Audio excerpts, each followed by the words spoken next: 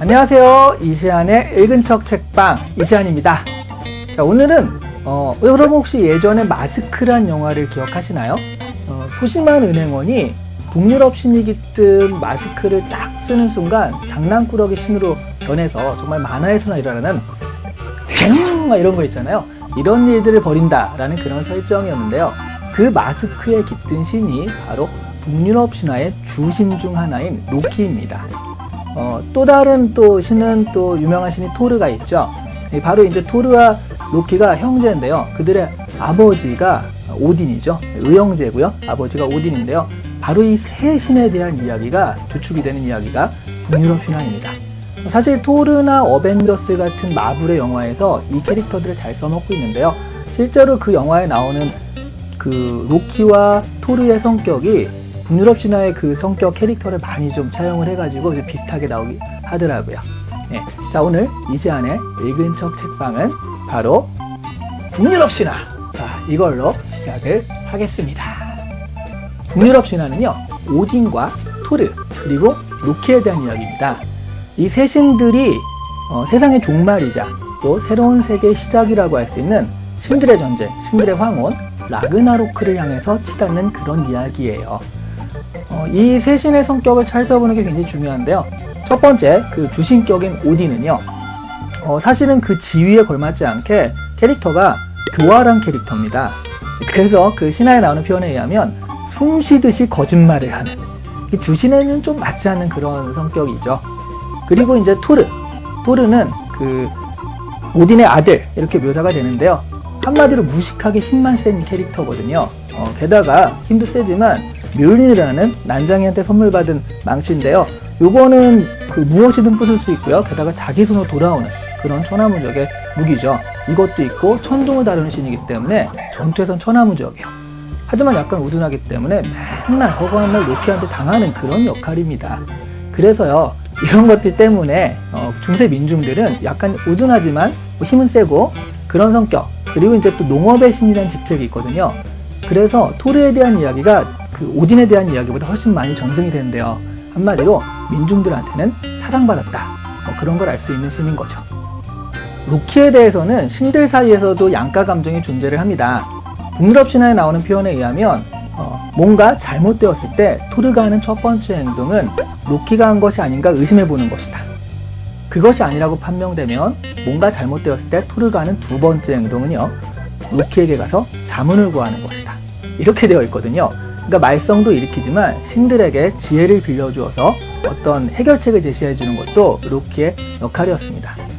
토르 영화랑 이런 어벤져스 영화를 봐도요, 로키는 토르를 괴롭히기도 하고 문제를 일으키기도 하지만 또 도와줄 때도 있거든요. 사실 이 라그나로크라는 전쟁은요, 로키의 자식들이 일으키는 것이거든요.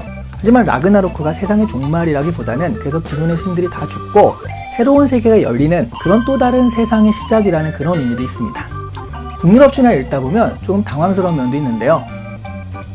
북유럽 신화 이 세 신들만 봐도요, 뭔가 신으로서는 좀 모자라죠. 이거 우리가 믿고 의지할 만한 그런 신들이 아니라는 거예요. 어떤 이 신들의 이야기를 좀 보다 보면 되게 권선징악 이런 게 없고요. 막 신인데 사기치고 거짓말해가지고 자기 이득을 취하고요.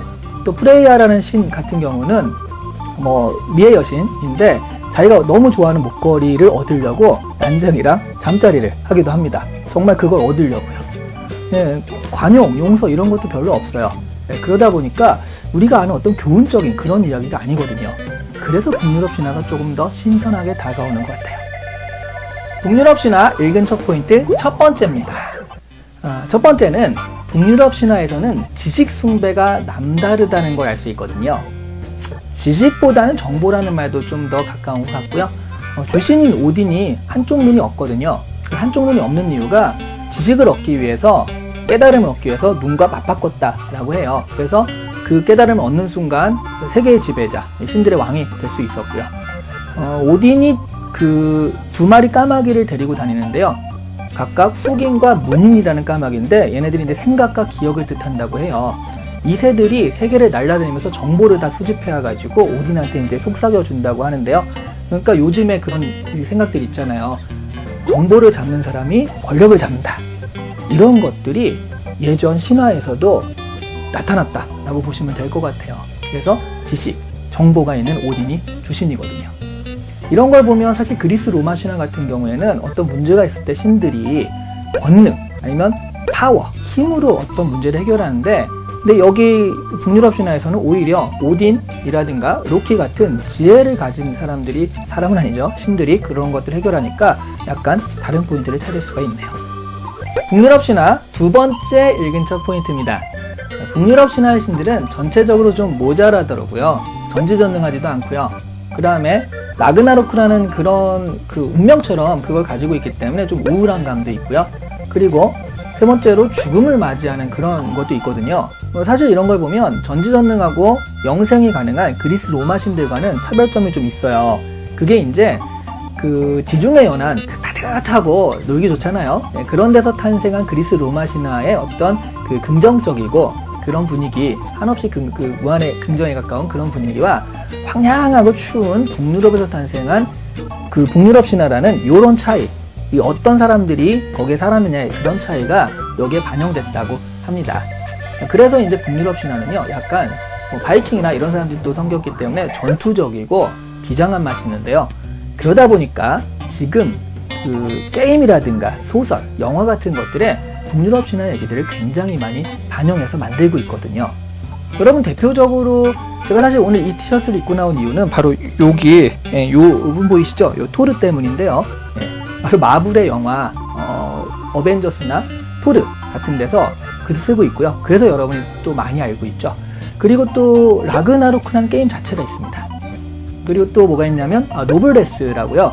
여러분 그 네이버에 화요일마다 올라오는 만한 웹툰인데요. 마음의 소리보다도 더 상위에 있죠.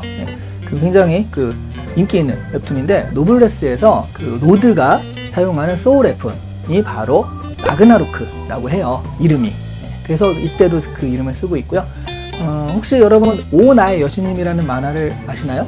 이게 일본에서 굉장히 유명했던, 이제는 좀 약간 지났지만 예전에 굉장히 유명했던 만화인데, 평범한 대학생이 그 신한테 소원을 빌다가 당신 같은 사람이랑 같이 살고 싶어요 라고 해서 여신님과 같이 살게 되는 그런 이야기인데요. 부럽네요. 자, 어쨌든 그런 이야기인데, 이 여신이 누구냐 하면 바로 그리스 로마 신화에서 과거, 현재, 미래에서 현재를 담당하는 운명의 여신 3여신이라고 하는데, 현재를 담당하는 여신이 베르단디라는 여신이 있거든요. 그 베르단디가 바로 이 같이 살게 되는 여신이라고 합니다. 네, 어쨌든 그렇네요.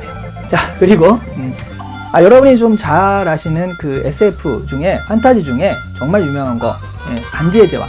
반지의 제왕도 바로 북유럽 신화에서 기본적인 세계관을 가져왔다고 하니까요. 정말 북유럽 신화는 우리가 지금 게임이나 소설, 문학 이런 데서 오히려 더 많이 접하고 있는 것 같아요. 세 번째 포인트입니다. 북유럽 신화가 전 세계에 영향을 끼치는 게 하나 있거든요. 바로 우리가 매일매일 쓰고 있는 요일 이름입니다. 그 중에서도 썬데이, 먼데이, 세러데이, 이 세 가지는 그리스 로마 신화에서 온 건데요. 근데 이제 그 나머지, 그러니까 일단 수요일을 뜻하는 웬스데이에 그 우리가 이제 주신이라고 하는 오딘이죠. 오딘의 다른 이름이요, 보탄이라고 하더라고요. 근데 여기서 유래한 게 바로 웬스데이라고 하고요. 그 다음에 화요일이죠. 튜스데이 같은 경우에는 그 오딘의 아들 중에 티르라는 신이 있어요. 이 티르라는 신이 정의의 신인데, 이 티르의 이름에서 딴 게 또 튜스데이. 그리고 더스데이가 바로 우리가 잘 아는 토르에서 나온 게 바로 목요일이라고 합니다.